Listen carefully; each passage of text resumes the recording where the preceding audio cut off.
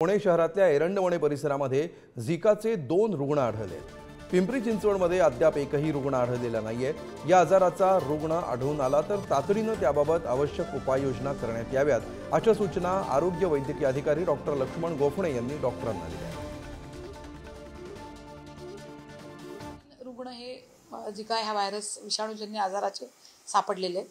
त्यातला एक आम्हाला काल समजला, पण तो उशिरा म्हणजे मेच्या एंड आणि जूनच्या पहिल्या वीकमध्येच ती व्यक्ती आजाराने हडपसर एरियामध्ये होती आणि ती व्यक्ती व्यवस्थित पण झालेली आहे। तिच्या फॅमिलीमधले जे काय 2-3 लोकांना पण थोडीशी लक्षणं होती, ते सगळे आता बरे झालेले आहेत। पण त्यांनी एका खाजगी प्रयोगशाळेतून चेकिंग केलं होतं, रक्त नमुने तपासले होते, तर ते आम्ही आता परत घेऊन NIV मध्ये पाठवलेत इम्युनॉलॉजिकल स्टडीसाठी।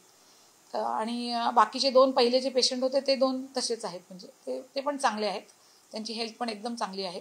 आणि कीटक प्रतिबंधक विभागाने आपली पूर्ण अळीनाशक कार्यक्रम राबवून स्प्रेइंग फॉगिंग वगैरे करून त्या एरियामध्ये जनजागृती पण केली आहे। नागरिकांना माहिती दिली आहे की आजाराने घाबरायचं नाही आहे आणि प्रतिबंधात्मक उपाययोजना करायच्या आहेत।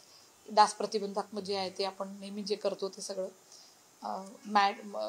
गुड नाईट वापरणं किंवा स्प्रे काय करणं, कपडे व्यवस्थित अख्खे कपडे घालून झोपणं, मस्किटो बाईट होऊ नये म्हणून, हे सगळे उपाययोजना नागरिकांनी करायच्या आहेत आणि घाबरून जायचं नाही आणि गरोदर महिलांनी थोडी काळजी घ्यायची आहे।